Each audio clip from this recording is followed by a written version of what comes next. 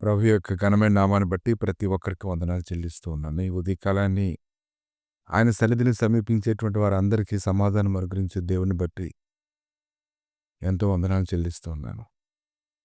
కీర్తన గ్రంథము 34 అధ్యాయము 18 వచనం. విరిగిన హృదయం గలవారిని యెహోవా ఆసన్నుడు, నలిగిన మనసు గలవారిని ఆయన రక్షించును. విరిగిన హృదయం గలవారికి యెహోవా ఆసన్నుడు, నలిగిన మనసు గలవారిని ఆయన రక్షించును.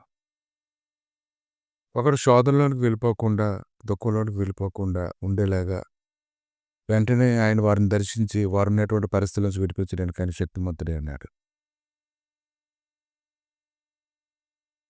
కీర్తన గ్రంథము 51 అధ్యాయము 17 వచనంలో దావీదైతే దేవునితో మాట్లాడుతూ ఉన్నాడు. విరిగిన మనస్సు దేవునికి ఇష్టమైన బలులు. దేవా, విరిగి నలిగిన హృదయమును నీవు అలక్ష్యం చేయవు. కనుక నీ హృదయం విరిగేటువంటి స్థితిలో ఉంటే, బలహీనమైనటువంటి స్థితిలో ఉన్నట్లయితే ప్రభు ఖచ్చితంగా నీకు సహాయం చేయడానికి ఆయన శక్తిమంతుడే ఉన్నాడు. ఆదికాండము 21వ అధ్యాయము 14 వచనం నుంచి కొన్ని వచనాలు చూసినప్పుడు, కాబట్టి తెల్లవారినప్పుడు అబ్రహాం లేచి ఆహారం నీలతిత్తిని తీసుకొని ఆ పిల్లవానితో కూడా హాగరునకు అప్పగించి ఆమె భుజం మీద వాటిని పెట్టి ఆమెను పంపివేసిన. ఆమె వెళ్ళి బెయేర్షెబా అరణ్యంలో అటు ఇటు తిరుగుచుండెను. ఆ తిత్తిలో నీళ్ళు అయిపోయిన తర్వాత ఆమె ఒక పొద క్రింద ఆ చిన్నవాడిని పడవేసి ఈ పిల్లవాని చావుని చూడలేనని అనుకొని ఇంటి పెద్ద దూరం వెళ్ళి అతని ఎదురుగా కూర్చుండి ఆమె ఎదురుగా కూర్చుండి ఎలుగెత్తేర్చెను. దేవుడు ఆ చిన్నవాని మొరను వినెను. అప్పుడు దేవుని దూత ఆకాశం నుండి హాగరుని పిలిచి, హాగరు, నీకేం వచ్చినది? భయపడకుము. ఆ చిన్నవాడు ఉన్న చోట దేవుడు వాని స్వరం విని ఉన్నాడు. నీవు లేచి ఆ చిన్నవాని లేవనెత్తి నీ చేత పట్టుకొనుము, వాడిని గొప్ప జనముగా చేసేదని ఆమెతో నేను. దేవుడు ఎంత గొప్ప కార్యం చేశాడంటే ఆమె జీవితంలో చూసినప్పుడు, ఆమె కన్నీరు కారుస్తూ ఉన్నప్పుడు, చిన్నపిల్లవాని యొక్క మొరను వినినప్పుడు ఆ మొరనెత్తి తృణీకరించలేదు. కానీ ఆమె పరిస్థితిని ఆయన అర్థం చేసుకొని వెంటనే ఆమెకు సహాయాన్ని అందించడాన్ని మనం చూస్తూ ఉన్నాం. మరియు దేవుడు ఆమె కనులు తెరిచినందున ఆమె నీళ్ళ ఊట చూచి వెళ్ళి ఆ తిత్తిని నీళ్లతో నింపి చిన్నవాను త్రాగనిచ్చెను. దేవుడు ఆ చిన్నవానికి తోడి ఉండెను. అతడు పెరిగి పెద్దవాడై అరణ్యంలో కాపురం ఉండి ఇలుకాడాయను. ఈరోజు దైవసన్నిధిలో ఆయన సంగతులు కానీ గ్రహించుకున్నట్లయితే, విరిగిన మనస్సు దేవునికి ఇష్టమైనటువంటి బలులు, విరిగి నలిగిన హృదయాన్ని ఆయన అసలు అలక్ష్యం చేయడం మనం తెలుసుకోగలగాలి.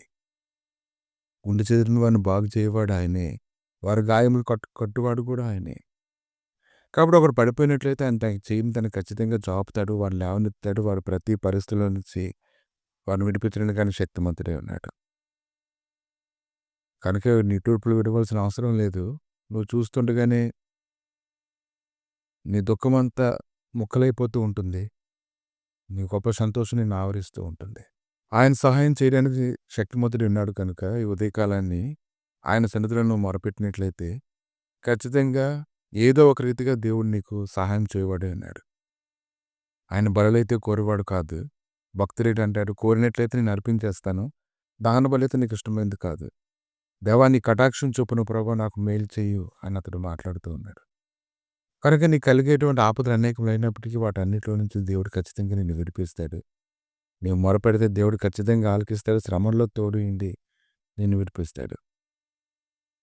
కనుక ఈ దినాన ఈ ఉదయకాలాన్ని నువ్వు ఏ విషయాలను బట్టి అయితే ఆయన సన్నిధిలో ప్రార్థన చేస్తున్నావో, ఏ విషయాలను బట్టి అయితే నువ్వు విరిగి నలిగిన హృదయాన్ని నువ్వు కలిగి ఉన్నావో, నీ దుఃఖాలన్నిటికీ ప్రాయశ్చిత్తం చేయవాడు ఆయనే, నేను బలపరచువాడు ఆయనే, నీ కృప చూపించువాడు ఆయనే, సమాధానం కలుగజేసి నెమ్మదితో నింపువాడు కూడా ఆయనే.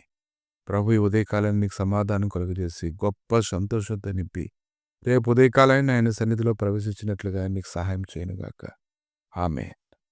ప్రభా, ఇదిగో తండ్రి నాయన, రేపటి ఆదివారం నాడు తండ్రి నీ సన్నిధిలో ప్రతి ఒక్కరూ పాల్గొనేలాగా ఈరోజే ప్రభా నాయన వారి హృదయాలకు సమాధానం కలుగజేసి ఏ ఆటంకము కలుగున్నట్లుగా నీ కృపతో నీకు నడిపించి బలపరచమని, నీ సమాధాన విధి మొదలుకొని ఎల్లప్పుడూ తోడుగా ఉంచి మీరే మహిమకంత ప్రభావాలు పొందమని యేసుక్రీస్తు నామములు అడిగి వేడుకుంటున్నాము తండ్రి.